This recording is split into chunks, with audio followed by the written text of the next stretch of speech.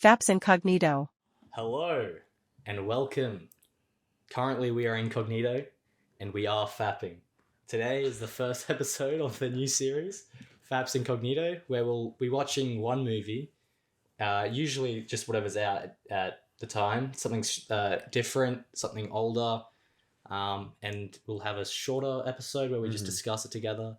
We try to figure it out. We won't, what we're going to do is basically after the movie not talk about it, then come here and try and figure out what we just watched. Yeah. So usually a retrospective screen. Retrospective, that's the idea. Because we all obviously the new movies we cover on our main podcast. Yeah. And so speaking of in retrospect, we would have loved to have covered about 10 films over the last year, but only had the idea in the last month or so. Yeah. And you would know that if you were following us on Letterboxd, so go do that. Oh, so I'll have to rename the list FAPS Incognito. Yeah. Absolutely. And anyway, what film did we watch just before? Today we did Mirror by Tarkovksy. Mm-hmm. And it was very good. Yeah. Very good movie. We've done a couple Tarkovsky in cinema now. As a group. Yeah. And funnily enough, we've been actually keeping track of how many people leave the theater each screening. Yes. So that's a lot of fun because it's... He's a director that obviously is super famous in the sort of film world. And I know that we've all wanted to talk about him on the podcast, but obviously we try to not do films that we've all already seen. Mm-hmm. And in terms of like today, Isaac and I had already seen Mirror. Yep, I had not. Yeah, this was Marlon's first time. Although Isaac saw it years ago and told me that like you'd barely remembered it. Yeah, there's probably like 3 chunks of the movie that I remembered other than that. Yeah. But anyway, so on the walkouts, we've seen Stalker and Solaris previously in cinema. And Stalker had too many to count. There were so many. But it was a very packed theatre, to be fair. Very full theatre. Solaris, not so many. No. And today at Mirror, there were 6. 6. And it was to be fair, it was also a smaller theatre. Yeah. So in terms of like percentages, that would be fairly high. It was honestly quite disappointing. Quite disappointing because it was all towards the end, mainly, I felt. Yeah, like not too long to go, so I don't know why you wouldn't stick it out. In a relatively short film. Well, especially it wasn't like you were sitting there like, I'm going to kill myself, like a movie that we watched a few days ago. Yeah, which we should name drop because I want this out in the open that this movie is not good because there's some mistaken idea that it's an intelligent movie. So our idea for FAPS Incognito was that we were going to start it with a film called On the Silver Globe. Yeah, which we watched a few days ago. A Polish film filmed in the 70s, released in the 80s. What's by the guy's name? Zulajorsi, something like that. Some Polish ridiculous thing. Anyway, and he did Possession, which Marlon says is good. I haven't seen Possession was good. I haven't seen it in a long time, but I remember it fondly. It was strange, really strange. But this was just nonsense. It was bullshit. Visually gorgeous, but the content it was like it was awfully disappointing. And then you just had these guys monologuing, and it was gibberish. I mean, I was saying to you guys when I walked out of the cinema for that like. At my work, I've had shifts where there's no music playing and no customers, and I've straight up stood there and looked at the ceiling, and time has passed quicker doing that than watching On the Silver Globe. Oh, because it was almost 3 hours. Actually, you know what's funny though? I think that had less walkouts than The Mirror. Considerably less. Yeah, it only That's had 2. not true. It's so true. Bizarre. It's disappointing is what it is. Well, anyway, we should say the reason Tarkovsky movies generally, I think, get some walkouts is because they are very slow and like meditative contemplative. Yeah. They're not the movies where you sit there and it's giving you all of the stuff. You have to actually engage with it yourself. Mm-hmm. Otherwise, if you don't engage with it, you're going to sit there. And extremely light on plot. Yes. And even I would say limited in characterization. They are mostly to do with like themes and ideas, and it requires the audience to have a lot of introspection, not only about like what you're watching, but kind of how you could apply what you're watching to what... It's how it interacts in your own life. Exactly. Yeah, absolutely. And I'd say this film Mirror more so than his others because this is a set in the real world. It's a semi-autobiographical film about Tarkovsky's life. It's basically just a collection of different memories, and there's certain dream sequences and different things like that.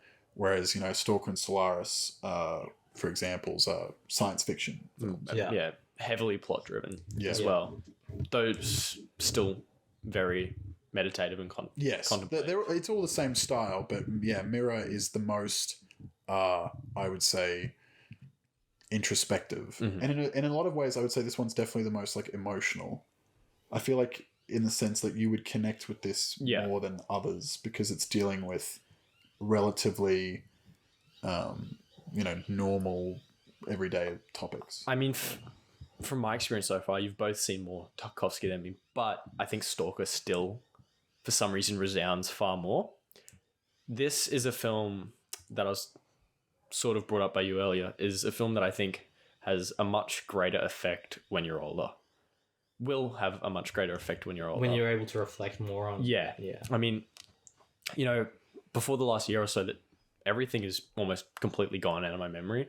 Like, I remember it, but there's no need to remember it. It's nothing important to me anymore. Yeah. Whereas take 30 years in the future, Yeah, the ability to reflect on the amount I can reflect on and the potential regrets, which I think is a major theme in this film, yeah. is much greater.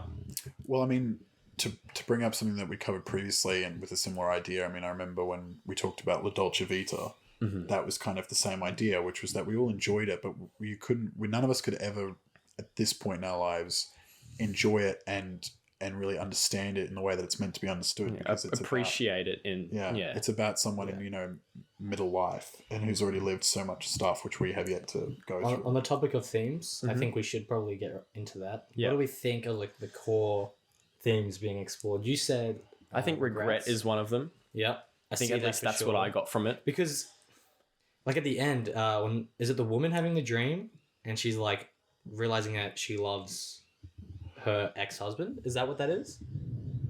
She goes like, "I love you." Do you remember that? What sequence? It's towards the end. It's like when she's floating and she's sick, I believe. So it's right after she leaves the Yeah, house. right. Well, I don't. That was all. The whole film is from the perspective of the main Alexei. character. I don't Yeah. think that dream is from the woman's perspective. I Okay. think perhaps you would look at that more and think that he's either hoping or reflecting on his parents' relationship and hoping that they may have rekindled, or that love was like her true love in her life. Well, I think that might be the next theme is love. Mm-hmm. Yeah, that's Some a big one. capacity, That's love, a big yeah. one. Yeah. Big love and Parenting is or I guess development. Yeah. And like I what think- affects a child's Well, development. the influence of the things around Yeah. you in growing up. But on the regret, the other regret is the his first love that he mentions to his son. By your age, I was in love with a girl, and then there's that whole sequence of the grenades and that girl. yeah. I think that, and the fact that he's contemplating that on his deathbed, is a form of regret.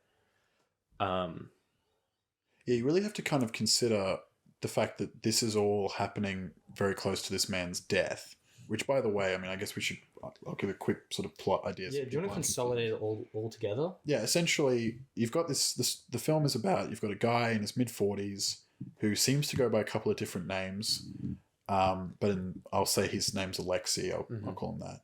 And he's essentially, you're following from his perspective, and there's some scenes that happen right in the modern day where he's interacting with his ex-wife and his son, and his son is kind of troubled and he's estranged from his ex-wife and etc. And obviously he's dying. He's also estranged from his mother. And that's a big thing that he's thinking about, is he's reflecting a lot on the relationship that he had with his mum when he was a boy, what happened with his father when he was a boy and when he was going into the war. Tons of stuff like that. And sort of the effects that his childhood have had on him, and also definitely how those things when he was young have affected his parenting and his relationship with his ex-wife. I think one of the most interesting aspects of the film, which I didn't realize until this time, watching it the second time, is that his ex-wife plays his mum. Yeah. when she's Yeah, young. because he has the line where he says, like, when I think about my childhood,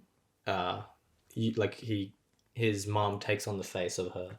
Exactly. I he think- can't remember what Yeah, I think- his mother's young Because face was. he says he pities them both. But I don't know Yes. if that line was necessarily truthful Yeah. or accurate, maybe. I think maybe part there of the was another reason. point is that his memory's failing him, Yeah. and so the lines become blurred. And the fact of the matter is that in the film, the wife or the ex-wife at the time plays an almost motherly figure to him as well, in the sort of her giving advice on the things that he's doing, and so those, as he's dying, blend into one. Very trippy though.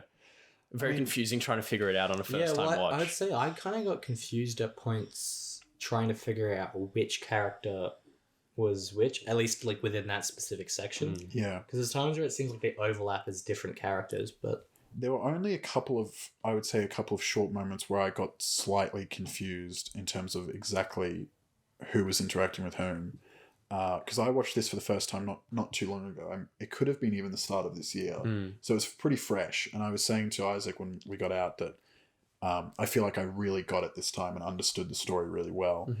The only sequence was like when Ignat was interacting with that woman, and it was like a hallucination. Like she was at the dining table and made him read that book. Oh, yeah. Like that. And then she disappeared. Which she I believe turns up later. Well, I believe that is Alexi's sister. The old one. Right. No, so you've got the really old woman, which is his mum. Yep. And then, because when you see Alexi there dying, the other woman there who's like middle-aged, about his age, that must be his sister. Oh, okay. I believe. Okay. And so why is the hallucination happening? Yeah, well, that's what. Boredom? I mean, I'm not entirely sure. I think it's weird because obviously Ignat would not be really reflecting on, his family, like his aunt or whatever. This is all from the father's perspective, and it's an interesting because I think it's one of the only scenes in the movie where it's not from Alexi's perspective, and it's like some sort of memory or interaction that he's having. Yeah, it's completely from the son's perspective. Well, I mean, he does call him. Yeah. So maybe he's trying to understand that. But also, there's the inclusion. There's a line when he's reading the text that his sister presumably is telling him to read. He starts with a line like from Rousseau, or something that Rousseau thinks, which is a philosopher, and about like how culture and education more or less corrupts men, and how like us in the natural setting is like the noble savage idea. Pure. Yeah. And I'm thinking like, why was that in there? And then I was thinking back to the earlier start of the movie with the doctor guy. I don't actually know if he was a doctor, claiming to be a doctor. Yeah. Sketchy fella. Yeah, and he's talking about, plants, what if they have feelings, soul? And that wasn't the point, though. The point was that we ignore our nature within us, and we distrust it, and we have haste. And I wonder if there's an actually important connection there, or if it's just something that kind of coincidentally lines up. And I think it makes sense to a degree because Tarkovsky is religious. Yes. And so he would sort of believe to a certain extent in that pure nature, and then that we are fallen with sin. So I don't know. It'd be interesting to see if that is there, but I don't know if that's elsewhere in the movie. Well, on the topic of Tarkovsky's religious, I guess, beliefs, Nick mentioned like one of the only things we talked about before getting here is the scene of the hand lit by the lamp. Yeah. And I think, I mean, I could be completely wrong in this reading, but there's the father, the son, the two main characters, father, son, and the mother. And then the Holy Spirit, which is the hand, the lighting of the hand. I picked that up, whether it's true or not. The nature is heavily important as well. So it's Mother Nature, like Aronofsky's mother, which could be a complete rip-off from Tarkovsky. But you got the father, son, and then that hand lighting just felt to me like the Holy Spirit, like this guiding thing. But that was drawing at strings when I was completely confused. Yeah, well, the sort of the religious discussions and the religious subtext only really comes in towards the end of the film, right when he's about to die, which of course is a very common thing in the real world, of course, when a lot of people on their deathbed obviously have priests read them the last rites, whatever, and forgive them of their life of sin type thing. So it doesn't surprise me necessarily that we were having those religious, because there was that discussion about Moses in the burning bush. Yeah, and that how she wishes she was had something like that happen to her.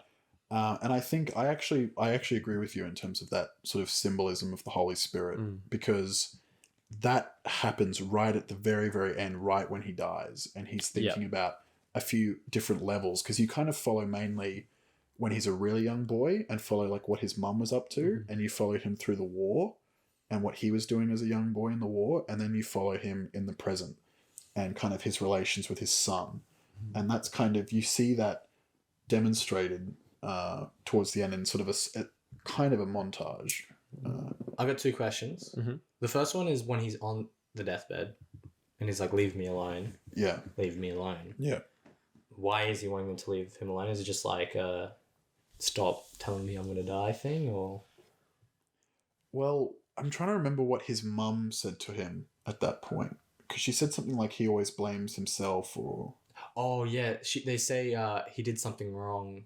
That's what the doctor suggests, that he's done something wrong and then he remembers it. It's a crisis of conscience or whatever. Yeah, well, I was about to spoil crime and punishment, but maybe I Don't shouldn't do do that. Yeah. Don't do that. Don't do that to me. But it would be relevant is the only problem. Anyway, we'll skip over that, and maybe if it is relevant, we can think about it in the future. Yeah, after Nick and I read it. But and then what does she say? She goes, he only thinks that he has done something wrong. Yeah. So I don't know. Yeah, I'm interested for you guys kind of, obviously there are a bunch of different themes. What sort of theme worked for you the best, or perhaps what resonated? It ties it together? Not necessarily, but just in terms of your experience watching the movie, what was the thing that stood out to you the most in the film? That's a good question. I think when you talk about the noble savage, was it that you said? Yeah. I think the last poem talks about just passing through or passing by. Like, I wish I remembered these poems. they're beautiful. Yeah. There's 2 main ones that I remember, but the one towards the end, I felt as though it was like passing by, and then it kept cutting back to the black and white of the trees just blowing in the wind. Pretty subtly. Actually, sorry to interrupt. You're right. What did we think of the gust of wind in the dreams representing? Was that something to be like his dad not coming through the bush, or was it something like, God acting? I actually think it could be the word of God. Yeah, because there's the wind blowing, and that's definitely a motif in the movie. The spirit. Uh-huh. But that is changing without being seen. That when God speaks, like the trees blow. Yeah. That's a very typical thing. How good is that scene where he turns around and the wind? Yeah, it's at the start. Yeah, with the helicopter. I've seen the behind the scenes of that, and that's it. The helicopter that flies overhead to push the grass in that direction. Oh right, yeah. I mean, you think about it, it's very hard to get industrial fans in a field. I was thinking about that. The other question I have as well is, the dream sequence when they're in the room and it's like water dripping and the roof is falling down and there's fires in the walls as well, and it's like on the desk. One flame. It's on the desk. Why was that in there? Was that to represent? Because was that just after his father didn't come back?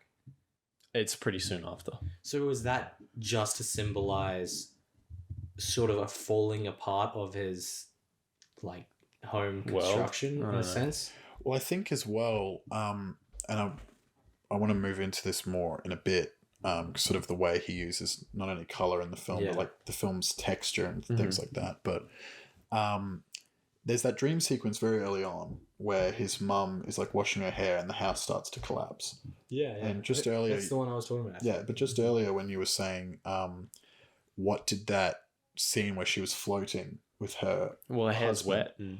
Yeah, well, but they were both shot in the exact same style. Mm-hmm. And he's also talking about how he more or less is having a similar dream. So I think it's pretty clear that moment is from his perspective, and that he's sitting there probably longing for his parents to have been in a loving relationship type thing, which obviously didn't happen.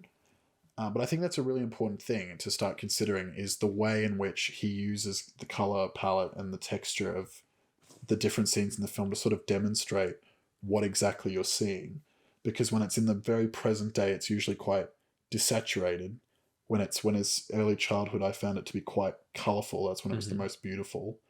Although, and then it's like black and white when it's a dream. But I think also it's a dream when it's in black and white, but also when you're seeing... Flashbacks at black and white too, no? Not all of them. Not all of them. But I think... That's true. There's the one where she's in the printing press. But that's what I was going to say, is that I think pretty clearly that is obviously a story he's been told. He wasn't there at first hand. Whereas there are other flashbacks where he is there, and that's when it's in colour.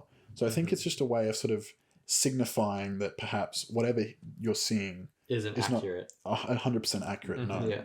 this is just something that he's thinking about with his mom. What did we think of whenever, I don't know who the other woman was, like Eliza or some shit, when she's Eliza was berating his mom, Yeah, or berating her and saying like something about you're gonna raise your kids terribly because of your qualities. You know, you've just been given stuff. You just ask.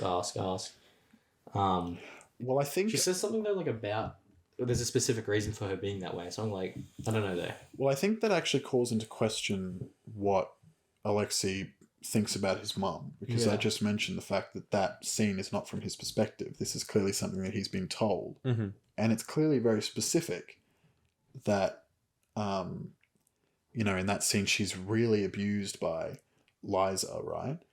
And she clearly must have relayed the story to Alexei, probably to make herself seem more sympathetic, but that's not necessarily the case. We don't know for certain. It must have played a huge impact on her life, right? Because that's what she calls him about.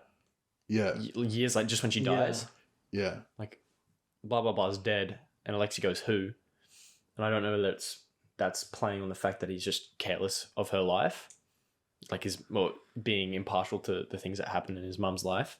He doesn't remember something like that, but I mean, you've got a long time to remember a lot of things about your parents. I'm wondering whether one of the primary reasons for his sort of estrangement from his mum is the fact that her and the dad broke up. I wonder if that's a big thing. Maybe he blames her for that, because obviously when they broke up, he ended up getting drafted, and he was in the military and had all those sort of experiences. Which brings in the symbolism of the bird, I remembered. Because he's standing there at the tree and the same bird, The bird flies on his head is the one that he has in his hands at his deathbed. That's right. What did you think of initially I thought the bird was like crushed, like he crushed it on his head. Right. Well, that's what I assumed he did. Right. He just grabbed it. Like an outburst. Yeah, grabbed it and crushed it because he was fucked up after the instructor was being a dickhead to him, like crying and shit. I thought a bird's flying, he just crushed like this beautiful thing. And anyway, and then when you see it on his deathbed, it's like all the feathers have been plucked out and there's blood and all this stuff, but then he covers it with its hand and then it comes out clean. Yes. It's a different bird in the cut, obviously, but the bird is no longer hurt. Yeah. What that means, I'm not sure, but it was very nice to see. It was like not a relief, but so the bird when it's on the bed is injured. Yeah, and then he covers its hand. Do you reckon he did injure, like, in terms of if we just time jump and it's like a thematic thing? Yeah, of regret. It's this thing. And then he has healed it. Yeah. Yeah. Or it's like coming to terms. So the bird represents what then? Well, I think it's... Something to do with trauma? Well, not necessarily trauma, but something adjacent to that. That he has healed by the end. And Perhaps it's... At that point when he was in the military, that's when his life officially went on that downward spiral.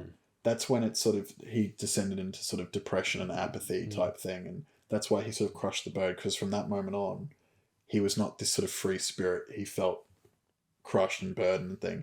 And when he's dying, he finally is like, I'm happy. Like that's what he's saying to them, right? He's like, I'm gonna be happy. It's gonna be okay, type thing. So. Pretty heavy stuff.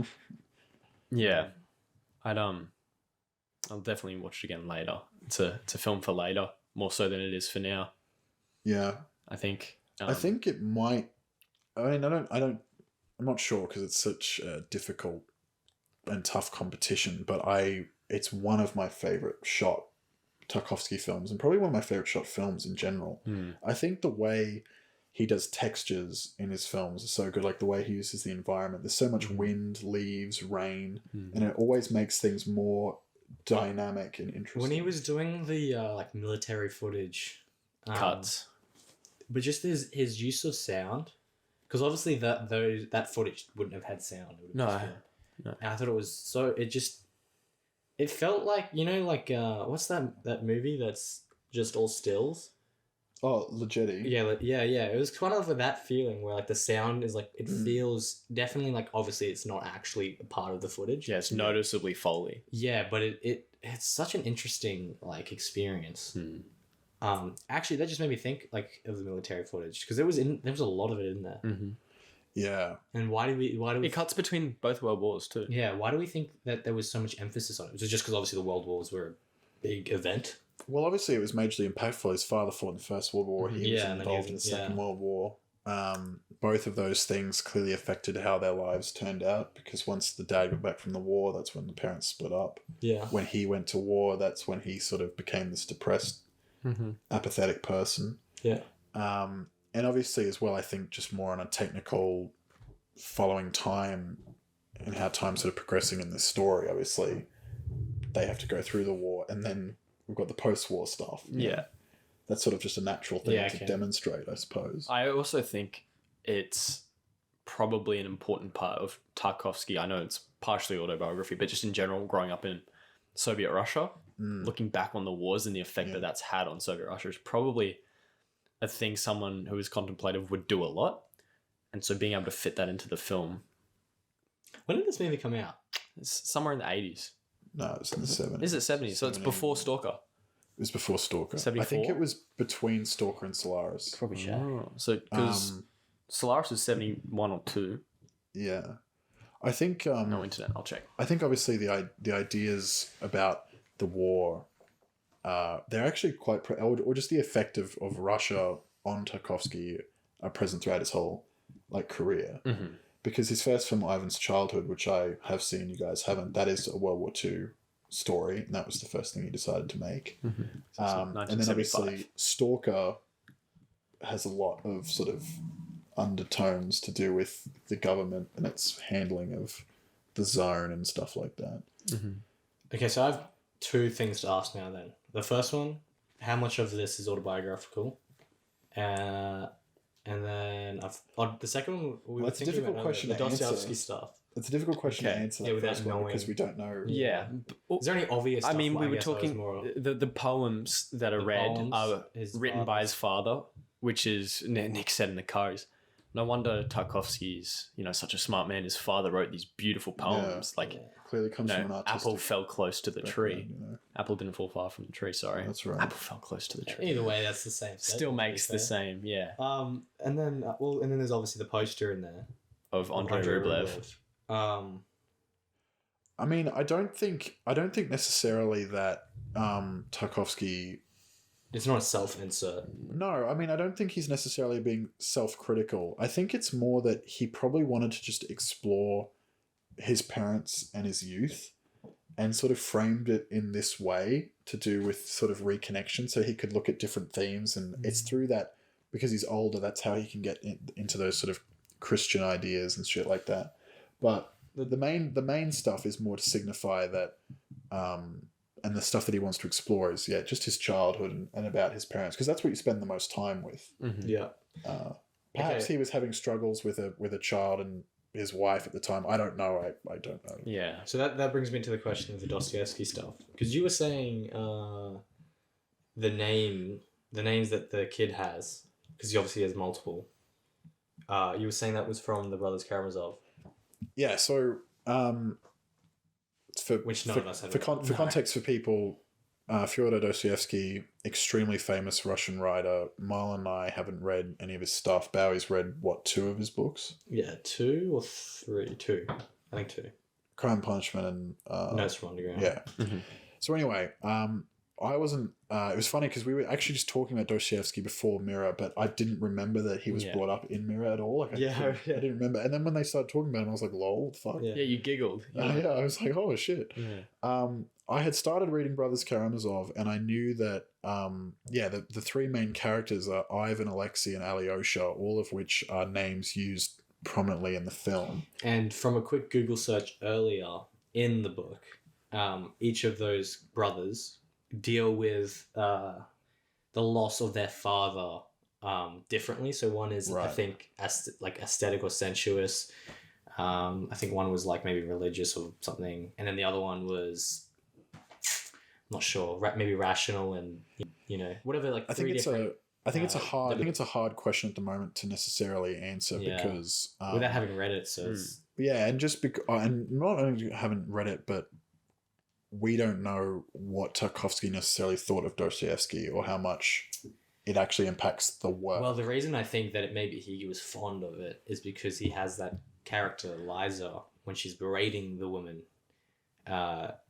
She brings up Dostoevsky and is like, maybe he was right, and then starts just quoting Dostoevsky. Yes, that's right. About her. So I don't know. It'd be interesting to actually be able to delve into that. But it's definitely something that once we've obviously you already have, Isaac, but once all of us have sort of delved into Dostoevsky, it would be better. Well, especially because, as I said, Crime and Punishment might be relevant, not to a significant degree, but certainly like at the end when the doctor brings up the thing about like, oh, maybe he's, got like done something wrong. Mm-hmm. Well, because you've watched the most most Tarkovsky out of all of us. I'm at 4. What have I seen? Nostalgia, Mirror, Solaris, Stalker, The Sacrifice. The Sacrifice. Mm. Yeah. Because of that, you've read a couple of Dostoevsky books, as we just mentioned. Yeah. Did you notice any themes in any of those other movies that were relevant to those books?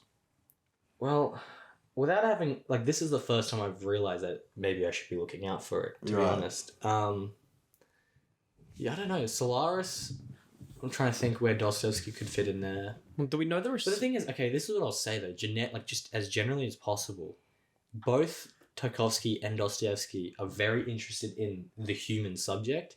The human condition. Yeah, Dostoevsky is very interested in human psychology. Yeah. And I think Tarkovsky is too, and I think maybe that's perhaps Tarkovsky's more spiritual. Yeah, Tarkovsky for sure, I think. Actually, I'm trying to think how religious Dostoevsky likes to get, or spiritual he likes to get, but I don't know, it's been a while since I've read him. Do we know the reception that Tarkovsky and Dostoevsky get in Russia? Are they Dostoevsky revered or are they hated? Tarkovsky's definitely revered. So they're both revered. Okay. Well, I mean, they're pretty sure fucking Putin they said that Tarkovsky was his favorite director. Well, yeah, just because a lot of the time... But they are the staple of Russian culture, man. Yeah. Depressed. Well, especially Dostoevsky. Reflective. But also the fact that just things like that where they make it clear to, I guess, the Western world or the rest of the world that this is the state of the country can be polarizing and hated. So I was just checking to make sure these are both revered figures in Russia's history. Yeah, no, I don't know. I wish I could say more, to be honest, but We'll keep those lips zipped. unfortunately, I'm also not a Dostoevsky scholar. I don't sit down and go, One day. look at this. Look at this Dostoevsky theme that is found everywhere in the world. Yeah. But it would be super cool. Like, I'm sure someone have done it. I feel like you could go, like, I wonder as well, maybe like Tolstoy, is somewhere in Tarkovsky as well. I feel like There'd be a lot of Dostoevsky and Tolstoy, influences. if they had a love child, that would be Tarkovsky. Yeah, maybe. Honestly. Because Tolstoy's more, he's more light and fluffy, I think. Well, I've only read the one novella by Tolstoy. Which one's what that? is it? What is it called? The Death of Ivan Illich. That's the one, yeah. And that's not very happy. It's quite a sad book. The title is about death. Yeah, it's that book quite actually was the depressing. loose inspiration for Ikiru, Oh, the really? Kurosawa movie. Mm-hmm. Dude, that's interesting. But yeah, I don't know. Well, I feel like we're not really talking about Mirror anymore. That's a good point. So any final comments before we wrap up and give our ratings? Because that's still something we're doing, I believe. Yeah, I might as well. Yep. Yeah.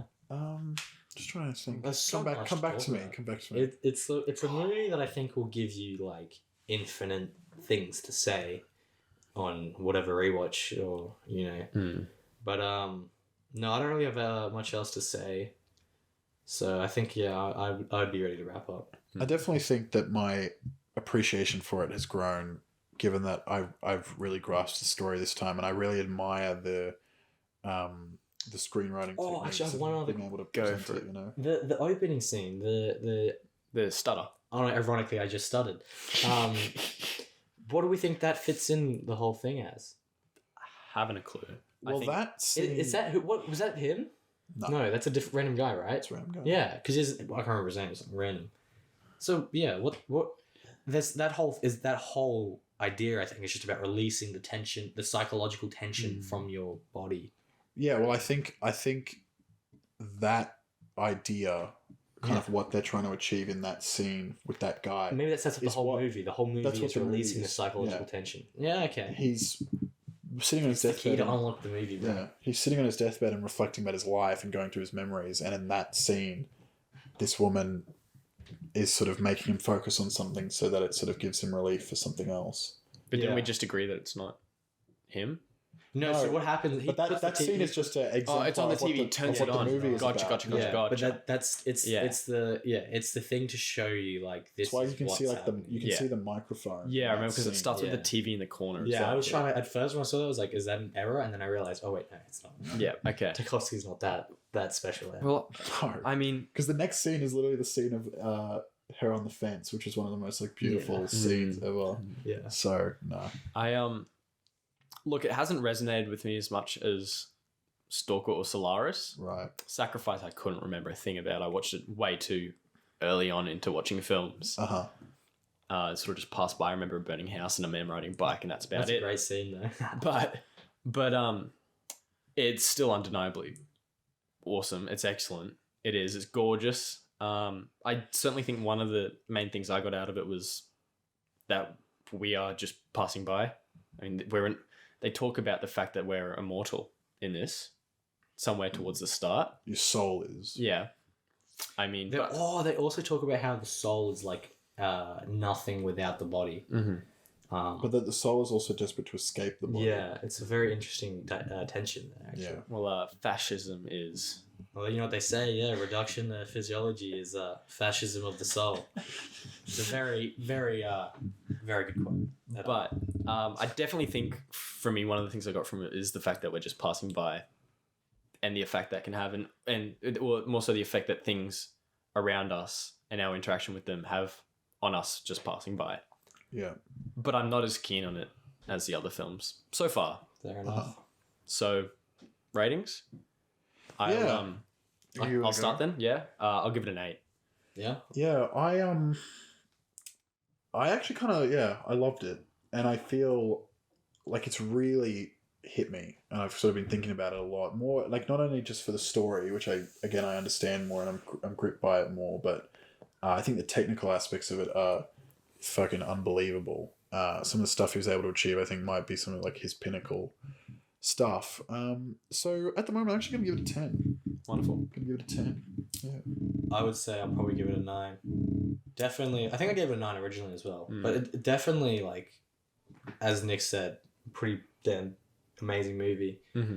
But I don't know if I can say that it's one of those movies like totally enthralled me. And I don't know if that's just because I obviously had to read, poems and try and really think about it. But I don't know. I think something that makes it special though is just how much you're going to be able to keep getting out of it. Not only I think that's true. as time goes on, but also just there's so much there to look for, even now. Like not necessarily the fact that you just need to mature and have more of a lived experience, but I actually just think that there's a lot of stuff there to look at. I mean, the religious context and everything else. I mean, it's a real sort of like Pandora's box of stuff in there. Yeah.